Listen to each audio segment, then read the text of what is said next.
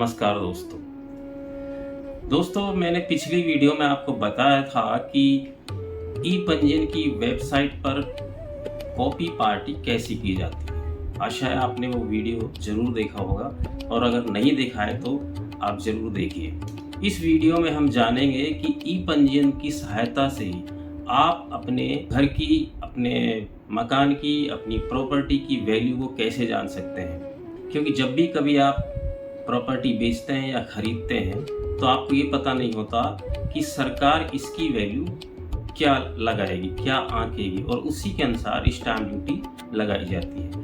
तो हम घर बैठे ही स्टाम्प ड्यूटी कितनी लगेगी उसके लिए डीएलसी रेट की ज़रूरत होती है या कहीं की सर्कल रेट की ज़रूरत होती है। कहीं पर इसको सर्कल रेट भी बोला जाता है और कहीं पर डीएलसी रेट भी। तो इस डीएलसी रेट को पता लगाने के लिए हम ई पंजीयन की सहायता से आज जानेंगे।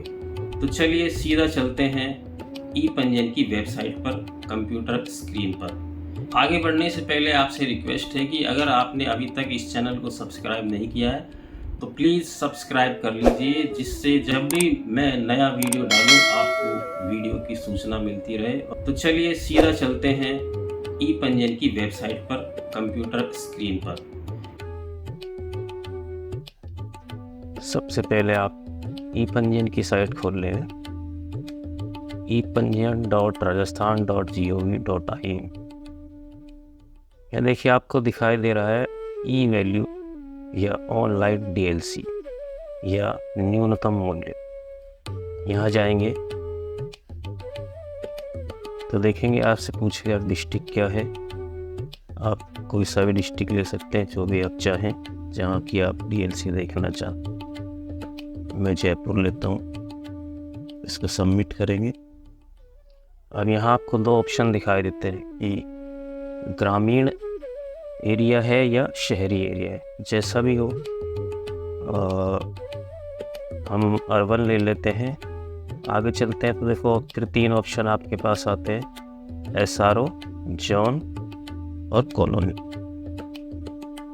एसआरओ का मतलब सब रजिस्ट्रार ऑफिस, यानी कि आपका जो मकान है, प्लॉट है, किस सब रजिस्ट्रार ऑफिस के एरिया में पड़ता है, उस हिसाब से। जैसे पहले हमें इसको एक बार देखते हैं। एसआरओ लिया तो हम एसआरओ लेंगे कोई सा भी जहाँ हमारा प्लॉट है या मकान है, हमारी प्रॉपर्टी है। जयपुर फर्स्ट ले लिया। अब जयपुर फर्स्ट में देखिए फिर आपसे जोन पूछ रहा है। तो अगर आप पर्टिकुलर किसी एक जगह की डीएलसी चाहिए तो आपको जोन लेना पड़ेगा, और अगर आपको चाहिए कि पूरे जोन की, पूरे एसआरओ की डीएलसी लें तो आप उसको ऑल पर क्लिक करके छोड़ सकते हैं इस तरह। तो हम ले लेते हैं, मान लो ये ले लिया दुर्गापुरा, नीचे कॉलोनी का नाम दुर्गापुरा और कैप्चा भर देते हैं। उसके बाद शो रिजल्ट। तो आप देखोगे कि यहाँ जयपुर फर्स्ट आपका एसआरओ, जोन दुर्गापुरा, दुर्गापुरा में कॉलोनी है दुर्गापुरा, और यहाँ आपकी डीएलसी रेट आ गई, रेजिडेंशियल और कमर्शियल। ये एक्सटीरियर है, ये इंटीरियर है, यानी कि मेन रोड पर है, 30 फीट से ऊपर रोड पर है तो आपको ये लगेगी डीएलसी, आपकी वैल्यू इससे पता की जाएगी। और अगर 30 फीट रोड से कम वाले रोड पर है तो इससे होगा। ठीक है, एक बार हम फिर वापस चलते हैं और देखते हैं जोन से क्या होता है। जोन लेंगे तो जोन में ऑल आ रहा है।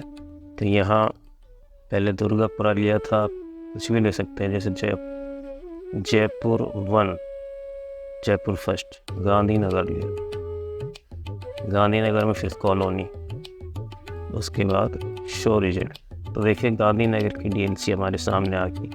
और उसी प्रकार ये रेजिडेंशियल है, ये कमर्शियल है। 30 फीट से अगर ऊपर रोड है तो ये डीएलसी लगेगी, और 30 फीट से अगर छोटा रोड है तो ये डीएलसी लगेगी। ओके, एक बार फिर हम बैक चलते हैं और देखते हैं कॉलोनी से कैसे डीएलसी निकलती है। कॉलोनी पर क्लिक किया तो कॉलोनी का नाम हमें देना पड़ेगा। जैसे हम दुर्गापुरा फिर देखते हैं, जयपुर फर्स्ट दुर्गापुरा, और इसके बाद फिर सी द कैप्चा करो और शो रिजल्ट। इसमें वो दुर्गापुरा की DLC हमारे सामने आ गई। तो आपने देखा कितने आसान तरीके से हम घर बैठे अपने प्लॉट की, अपने मकान की या अपनी किसी भी प्रॉपर्टी की, खेत की DLC को निकाल सकते हैं। DLC यानी इसको लोग सर्कल रेट भी बोलते हैं, जो सरकार द्वारा निर्धारित की गई एक दर है। तो इसको निकालने के बाद आप आराम से अपने घर की या अपने प्लॉट की, मकान की वैल्यू निकाल सकते हैं और उस पर स्टैम्प ड्यूटी कितनी लगेगी आप ये भी निकाल सकते हैं।